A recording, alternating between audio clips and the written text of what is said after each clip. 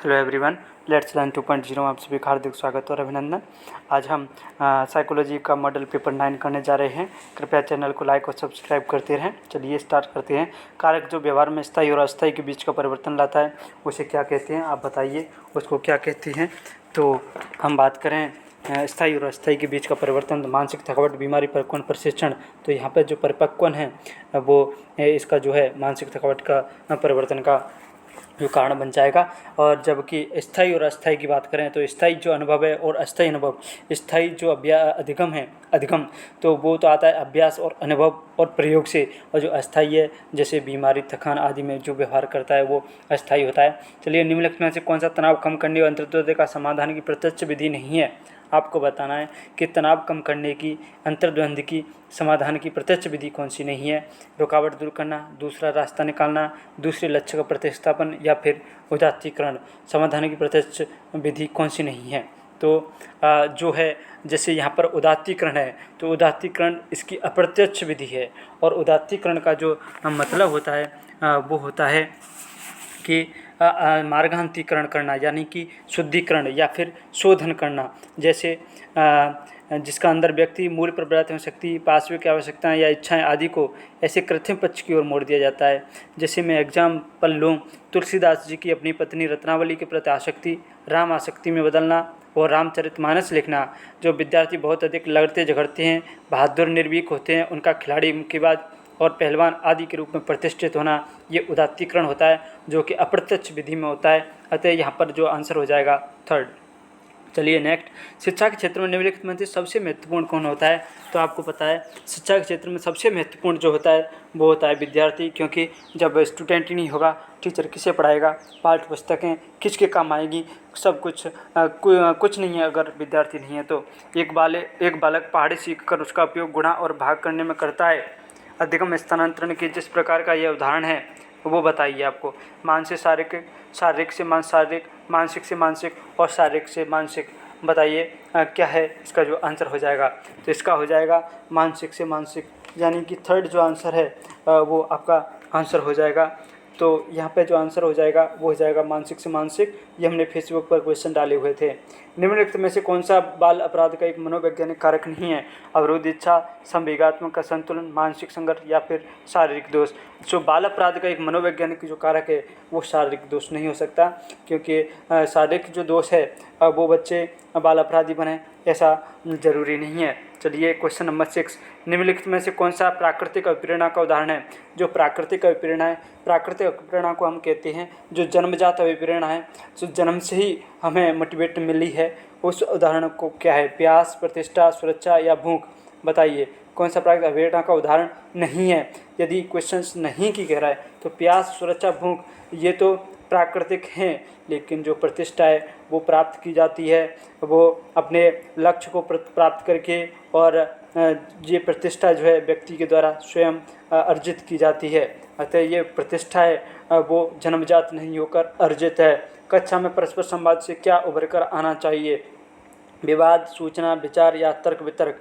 बताइए क्या है जो उभर कर आने चाहिए। तो वो आने चाहिए आपके विचार। कक्षा में परस्पर संवाद इसलिए किया जाता है, इसलिए होना चाहिए कि जाके एक दूसरे के विचार सामने प्रकट हों कि वो क्या चाहता है। चलिए नेक्स्ट क्वेश्चन, कुछ समायोजित बालक अधिकांशतः कहाँ पाए जाते हैं। निर्धन परिवारों में, टूटे परिवारों में, दोनों से या फिर एक और दो। बताइए क्वेश्चन नंबर 8 का जो आपका आंसर हो जाएगा। इस तरह के जो आंसर होते हैं वो यहाँ पर दोनों से ये आंसर नहीं होगा, क्योंकि दोनों से इसमें बताया नहीं कि फर्स्ट सेकंड है, इसलिए हमारा जो आंसर होगा वो होगा ये। अतः ये ऐसे आंसर आपको ध्यान रखने होंगे। सहयोगी अधिगम की प्रक्रिया को बढ़ावा देने के क्रम में शिक्षक को क्या करना चाहिए। देखिए, सहयोगी अधिगम की प्रक्रिया को बढ़ावा देने के क्रम में प्रत्येक विद्यार्थी को व्यक्तिगत गृह कार्य देना चाहिए, विद्यार्थी को वाद विवाद में प्रयोग में लाने चाहिए, समूह परियोजनाएं देनी चाहिए, या फिर उपरोक्त सभी।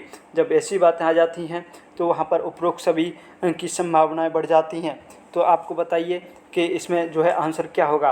देखिए, प्रत्येक विद्यार्थी को तो व्यक्तिगत गृह कार्य देना चाहिए, ये संभव नहीं हो पाएगा क्योंकि कक्षा में छात्र बहुत होते हैं, अलग अलग गृह कार्य देना नामुमकिन नहीं है। विद्यार्थी को वाद विवाद में जो है प्रयुक्त करना, ये कहीं तक सही हो सकता है, लेकिन आपको देना है बेस्ट आंसर, तो यहाँ पर आएगा आंसर समूह परियोजनाएं देनी चाहिए, थर्ड। चलिए नेक्स्ट क्वेश्चन आपकी स्क्रीन पर, किस समूह में किशोरावस्था की विशेषताएं, आप बताइए किस समूह जिसमें किशोरावस्था की विशेषताएं बताई गई हैं। स्वपन, दोस्तों का महत्व, विद्रोह की भावना, तर्क शक्ति, संग्रह प्रवृत्ति, अनुकरण द्वारा सीखना, या फिर जिज्ञासा, कुसमायोजन, तनावमुक्त, या काम शक्ति, सहनशीलता, आज्ञाकारी। बताइए आपके हिसाब से यहाँ पर जो क्वेश्चन क्या हो जाएगा। देखिए, किशोरावस्था है वो स्वप्नों की अवस्था है। किसने कहा ये कहा स्टैनले हॉल ने। किशोरावस्था है जो स्वप्न दृष्टा होता है, दोस्तों को महत्व देता है, विद्रोह की भावना है। ये पहला आपका ऑप्शन सही हो जाएगा। ब्रूनर ने संज्ञानात्मक विकास की 3 अवस्थाएं, महत्वपूर्ण अवस्थाओं की पहचान की। निम्नलिखित में से इन अवस्थाओं का सही क्रम क्या है। देखिए, ब्रूनर ने संरचनात्मक सिद्धांत दिया था, तो ब्रूनर ने उसमें 3 अवस्थाएं बताई थी। वो 3 अवस्थाएं वेरी इंपॉर्टेंट हैं, हर एग्जाम में वो आती हैं। चलिए हम आपको बताते हैं। अगर इंग्लिश की बात करें तो सबसे पहली है इनएक्टिव, सबसे पहली आती है इनएक्टिव। कौन सी आती है? इनएक्टिव आती है। दूसरी आती है आइकॉनिक और तीसरी आती है सिंबलिक। इनएक्टिव, आइकॉनिक और सिंबलिक। लेकिन जब हम हिंदी की बात करेंगे तो आपके सामने आ जाएगा इनएक्टिव। देखिए, अब इंग्लिश वर्ड दे रखा है इसने, इनएक्टिव पहली है, उसके बाद अनुप्रतीकात्मक जो आइकॉनिक है, और उसके बाद प्रतीकात्मक यानी कि सिंबलिक है। सिंबलिक, इस तरह से सिंबलिक है। चलिए कोई बात नहीं, आपको इनएक्टिव, अनुप्रतीकात्मक, प्रतीकात्मक ये बेहद ध्यान रखने की आवश्यकता है। निम्नलिखित में से कौन कोहलबर्ग के नैतिक विकास की एक अवस्था है। कोहलबर्ग ने नैतिक विकास का सिद्धांत दिया जिसमें 3 उसने विशेषता बताई, प्रत्येक के 2-2 पार्ट की, इस तरह से 6 जो बताई थी। और उसमें से पूछ रहा है ये नैतिक विकास की एक अवस्था कौन सी है, बताइए। परंपरागत नैतिकता, संवेदी प्रेरक नैतिकता, चिंतनशील नैतिकता, या फिर इनमें से कोई नहीं। क्वेश्चन नंबर 12 का जो आंसर हो जाएगा आपका हो जाएगा वो परंपरागत नैतिकता। कृपया लेट्स लर्न 2.0 को सब्सक्राइब और शेयर करना जारी रखें। निम्नलिखित में से कौन सा कथन सही नहीं है। विकास लंबवत, सीधा न होकर वर्तुलाकार होता है। विकास की गति की दर एक सी रहती है। विकास मस्तिष्क को द्विमुखी क्रम में होता है। विकास केंद्र से बाहर की ओर होता है। इसमें देखिए कौन सा है वो सही नहीं है। तो विकास की गति दर एक सी नहीं होती, एक सी दर नहीं होती, कभी उबार खबर आता रहता है, उतार चढ़ाव आता रहता है। सशक्त अभिप्रेरणा सीखने का प्रभावशाली घटक क्या है, बताइए। क्वेश्चन नंबर 14 का, इससे बालक स्वस्थ रहता है, ध्यान करता है, प्रसन्न रहता है, शीघ्र सीखता है। सशक्त अभिप्रेरणा से सीखने का प्रभावशाली जो घटक है वो है शीघ्र सीखता है बच्चा। चलिए, निम्नलिखित में से कौन सी तार्किकता का उपयोग वाणिज्य विषय में तार्किकता निष्कर्ष को बताने में किशोर अपनी क्षमता को विकसित करने हेतु करते हैं। आगमन में, अमूर्त तार्किकता में, संबंधित तार्किकता में, या निगमन तार्किकता में, बताइए किस में करते हैं। तो ये जो निगमन तार्किकता है इसमें करते हैं। वाणिज्य विषय में तार्किक निष्कर्षों को बताने में किशोर अपनी क्षमता को विकसित करने हेतु निगमन तार्किकता जो है यूज में लेते हैं। निम्न में से किस मनोविज्ञान को मौलिक व्यवहारवादी के रूप में वर्णित किया जाता है। जो मौलिक व्यवहारवादी है वो किसे कहा जाता है, बताइए। मौलिक व्यवहारवादी को स्किनर कहा जाता है। मौलिक व्यवहारवादी कौन? स्किनर, वाटसन व्यवहारवाद का जनक, और जो स्किनर है वो मौलिक व्यवहारवादी के रूप में वर्णित किया जाता है। पावलोव कुत्ते पर जो प्रयोग किया था, क्लासिकल कंडीशनिंग थ्योरी दी। बंडूरा आपको पता ही है। चलिए अब चलते हैं, अनुदेशन उद्देश्यों को कहते हैं। अनुदेशन उद्देश्य क्या होता है? विशिष्ट उद्देश्य, सामान्य उद्देश्य, अधिगमकर्ता उद्देश्य, या विवेचनात्मक शिक्षा शास्त्र।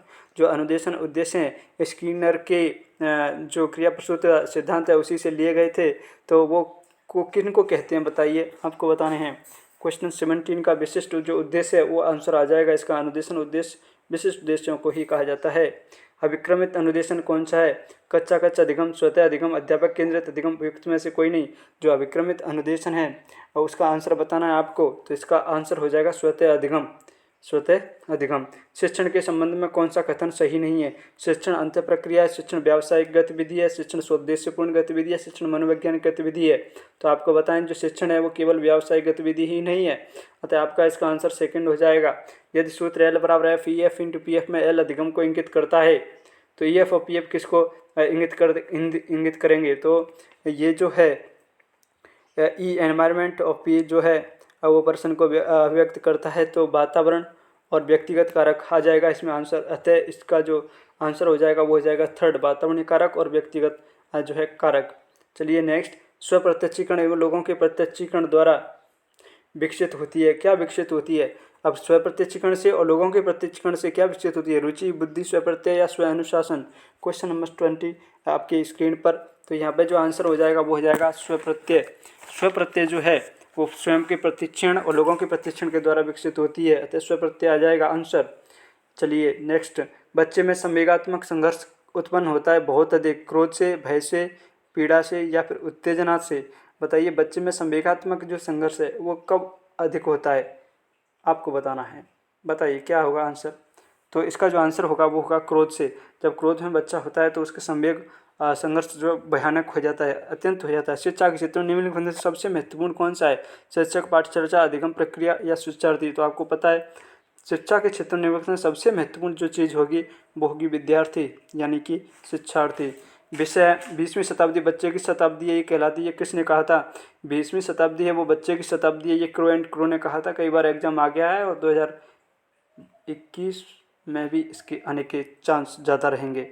चलिए, हार्वर्ड के द्वारा दिए गए पाठ्य योजना उपागम के चरणों का प्रयुक्त तार्किक क्रम क्या था? हार्वर्ड ने जो पंचपदी योजना दी थी उसके आपको चरणों का क्रम सजाना है। आपका 24 क्वेश्चंस आपकी स्क्रीन पर है, बताइए क्या होगा। प्रस्तुतिकरण, तुलना, सामान्यीकरण, अनुप्रयोग, प्रस्तावना। प्रस्तुतिकरण, तुलना, प्रस्तुतिकरण, सामान्यीकरण, अनुप्रयोग, तुलना और थर्ड जो है वो है प्रस्तावना।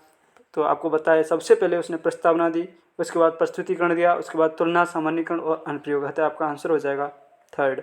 चलिए, किस कार्य को करने की विशेष क्षमता को क्या कहा जाता है? 25 क्वेश्चंस आपकी स्क्रीन पर है। तो 25 में आंसर हो जाएगा आपका अभियोग्यता। क्या हो जाएगा? अभियोग्यता। किसी कार्य को करने की विशेष क्षमता है वो अभियोग्यता कहलाती है। इसमें से एक क्वेश्चन फिक्स रहता है, आता ही आता है एग्जाम है। देखिए यहाँ पर अभिवृत्ति और अभिरुचि।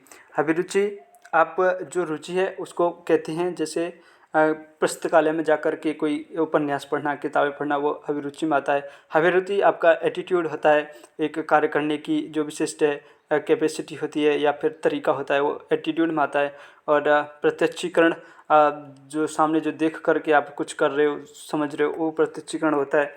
निगमन विधि के सोपानों का उचित क्रम क्या है? जो निगमन है पहले उदाहरण दिए जाते हैं, तो वो आगमन में दिए जाते हैं, लेकिन पहले जब नियम दिए जाते हैं तो वो निगमन होती है। तो आपका जो 26 है उसका हो जाएगा पहला आसन सत्यापन, फिर सामान्यीकरण, निरीक्षण, उसके बाद सबसे लास्ट में उदाहरण दिए जाते हैं। चलिए, निम्नलिखित में से कौन सा मुख्य रूप से अनुदेशन की निर्मितवाद उपागम का तत्व नहीं है?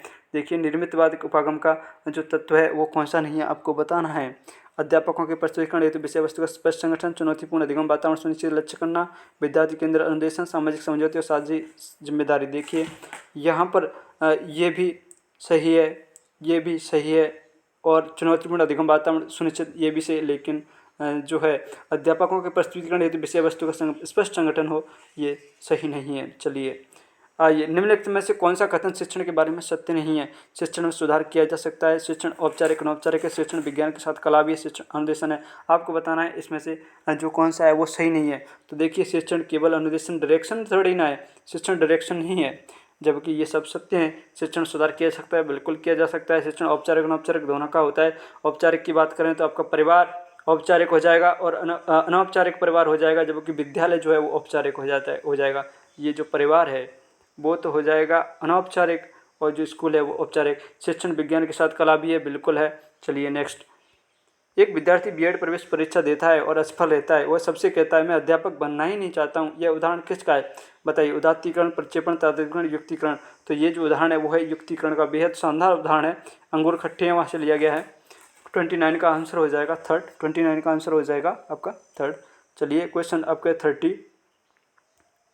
गहने के अनुसार अधिगम का उच्चतम स्तर कौन सा है? गहने के अनुसार जो अधिगम का उच्चतम जो स्तर है वो कौन सा है, आपको बताना है। श्रृंखला अधिगम, शाब्दिक साक्षर अध्ययन, उद्दीपन अनुक्रिया अध्ययन या समस्या समाधान अधिगम। गहने के अनुसार अधिगम का उच्चतम स्तर जो है वो है समस्या समाधान अधिगम। तो अतः आपका जो आंसर हो जाएगा वो हो जाएगा समस्या समाधान अधिगम। आज हमने लगभग 31 क्वेश्चन इस मॉडल पेपर में अटैम्प्ट किए हैं। कृपया हमारे चैनल को लाइक और सब्सक्राइब करें।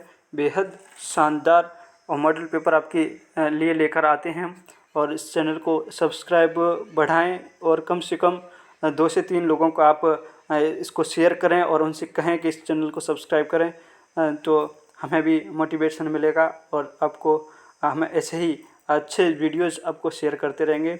धन्यवाद, थैंक यू, आपका दिन शुभ रहे।